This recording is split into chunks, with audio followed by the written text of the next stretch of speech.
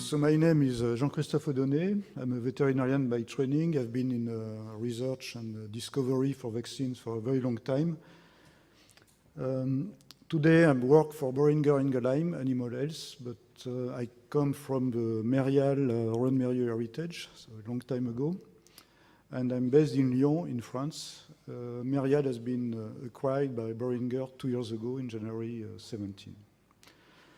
I'm also the coordinator of a big IMI ZAPI project focusing on emergency vaccines to deliver, to build a surge capacity to manufacture and deliver vaccines and other therapeutic interventions to fight against zoonotic diseases. So I invite you to look at the website.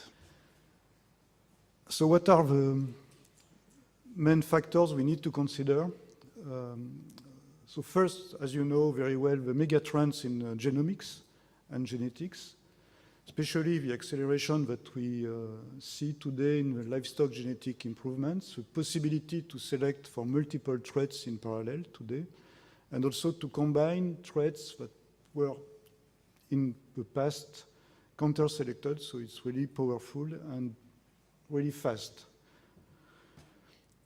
The issue of a challenge for us is how we can integrate the big omics and big data in animal health, especially relative to immunogenetics, so applications for vaccines, to build better innate immunity, because that's something also we look for, and there is possible ways for intervention, and also how can we make animals able to better respond to vaccines. And we know that we have some deficiencies not relatively due to the vaccines itself, but to the animals.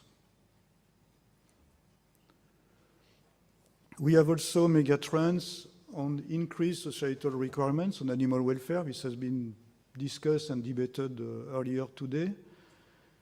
There is a need to reduce overall the stress on animals at all levels in the production steps, and especially that is leading to a higher emphasis on prevention interventions.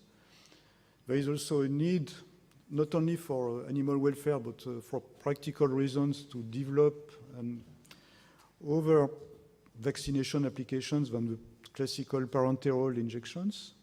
So development of oral, nasal, oronasal routes for vaccine applications. And more generally, as we are also in a multidisciplinary world, we need to achieve a full 3R animal welfare consistent system, so from the vaccine up to the slaughterhouse. And for us in vaccine industry, that means to reduce or ban the use of animals for vaccine manufacturing, not R&D. We need animals for R&D and validating the vaccines, but for producing the antigens and especially the in vivo QC assays, which are required from a regulatory perspective. And as you know, pharmacopoeia is not easy to change, so we are still obliged to use some techniques which are 30 or 40 years old. So livestock is also a very complex world for us, and there are different consequences for animal health vaccine industry. We have to address multi-species, so mainly cattle, pigs, chickens, turkeys, ducks, as we have seen. We have also now the concept of minor species, sheep, goats, rabbit, quails, and, which are today very difficult to address by animal health industry for economical reasons. We cannot develop a vaccine for the size of the market. The cost of the registration is higher than the market.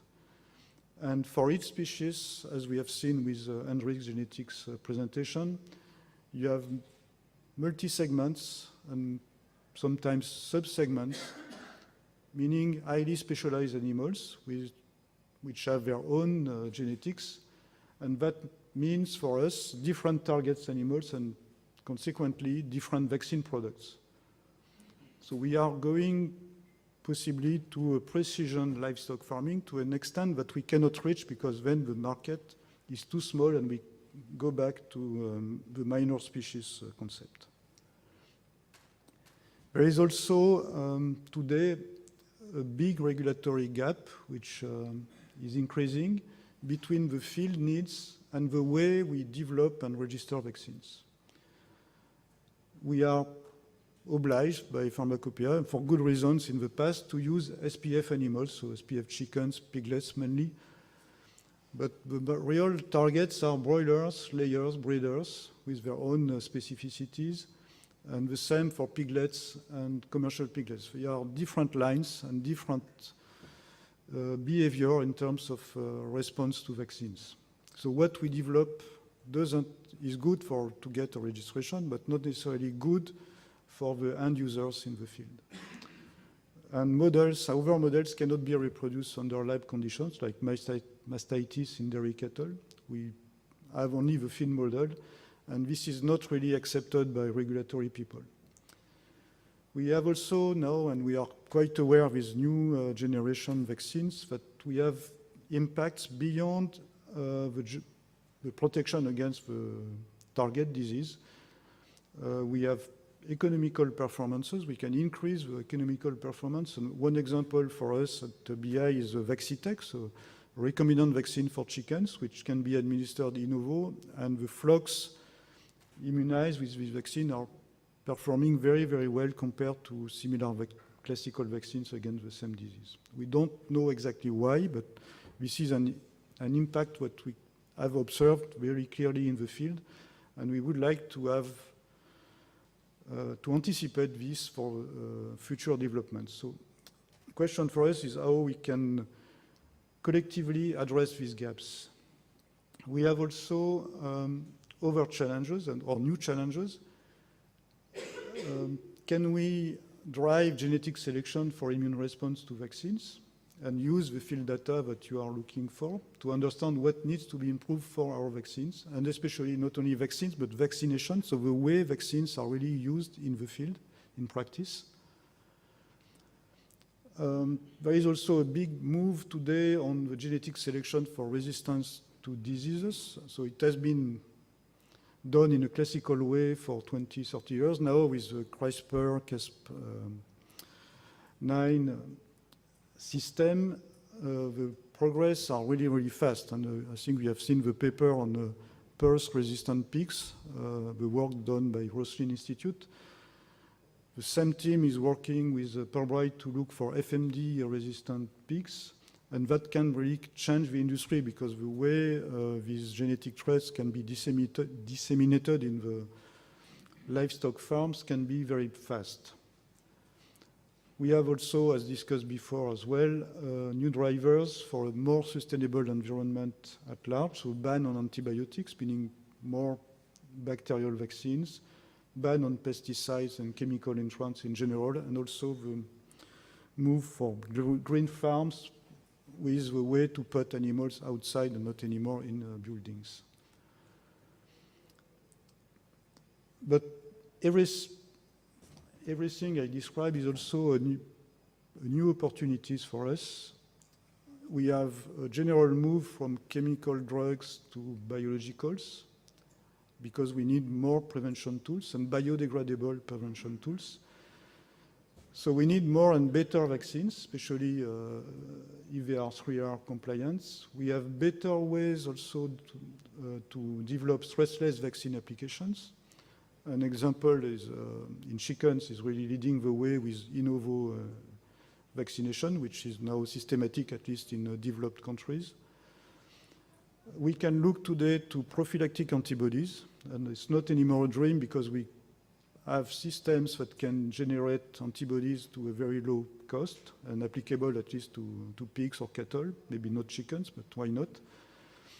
We have also ways to produce on large quantities active biologicals, and like cytokines or some hormones, even if it's controversial, and the opening in probiotics and live therapeutics, which can change really also the way we can adapt and stimulate better and stronger innate immunity in young animals, and especially longer innate immunity, because you know that there is now the concept of memory for innate immunity. We are also in a complex and difficult system because what we do, especially for livestock, we address really very young animals and younger. So chickens now, especially broilers, you look at them and you compute economical life in hours, not in days. For piglets, it's a little longer, but you need to provide tools or to administer prevention tools to these animals to protect them against diseases when they are still immunologically immature. So that's really difficult. So there are ideas to go around that, especially on biological solutions for activating innate immunity. But we also need, at the same time, we need to understand, as animal health industry, which are the new risks associated with this increased animal welfare and green farming. Especially we know and we witness that already. There are increased contacts with wild fauna and infectious disease. So someone mentioned this morning that we have been able to eradicate Oyesky disease, but in fact, yes, but today Oyesky disease is coming back through the contacts between wild boars and green pig farms. It's the same for bovine tuberculosis and a number of diseases which have been controlled through hygiene and biosecurity, and now these barriers are removed due to the green movement. So in the future, we need to associate genetics companies and animal health industry for new co-development partnerships. This is occurring a little bit in some projects, but it's not done at large scale. So a few messages in conclusion. Livestock animals are really changing much faster than our environment and much faster than the timelines we need to develop new vaccines. So it's really a race, and that creates overgaps. And we need to combine the knowledge on the new genetics knowledge and technologies with the way we are developing vaccines. We have also to consider the consequences of changing the natural equilibrium between health and disease. It's still an equilibrium. I don't think it will change.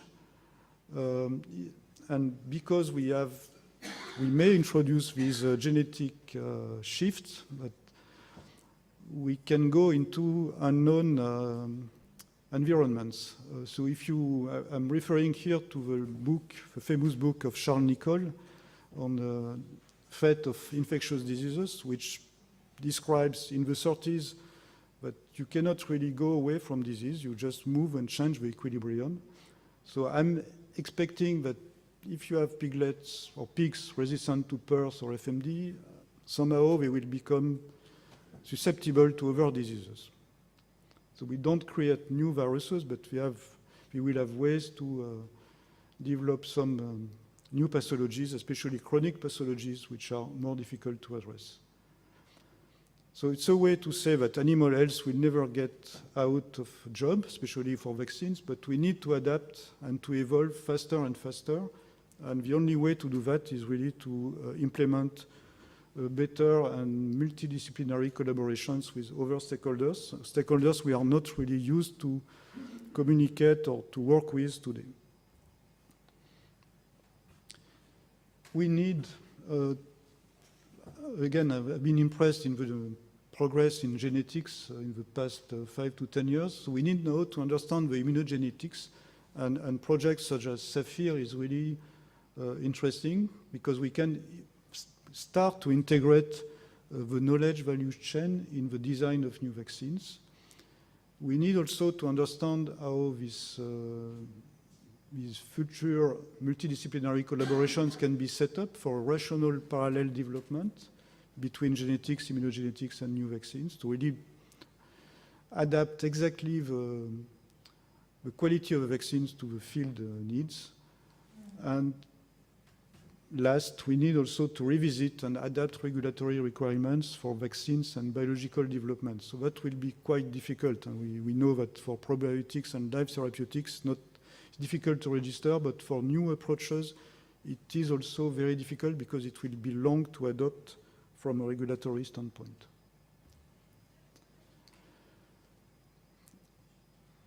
we can see, and we have to see, actually, the newly and rationally developed vaccines as a kind of insurance for livestock production and really critical tools. They have to be integral components of a value chain because we focus on prevention strategies, and it's part of a system for production. You cannot raise chickens today without vaccine. They would all die very, very fast. And it will be the same for piglets. So you need to use vaccines, but you need to use them in a very efficient way, and especially to ensure that the populations are responding well to these vaccines, so to have good quality vaccine, but also to educate farms and or production systems to use the vaccines in a better way, in an optimal way. This global livestock production value chain has also to be 3R animal welfare compliant, and to increase the value chain for the society perception. And everyone has a need to be sustainable. So livestock production, but animal health industry has also to be sustainable. We are in industry, especially Boehringer Ingelheim, it's a family-owned business, and they want to be sustainable for a very long time. So we need to adapt to the evolution of the environment and the rapid changes. So need, for sure, the answer is yes, we need large collaborations with multidisciplinary stakeholders. Thank you.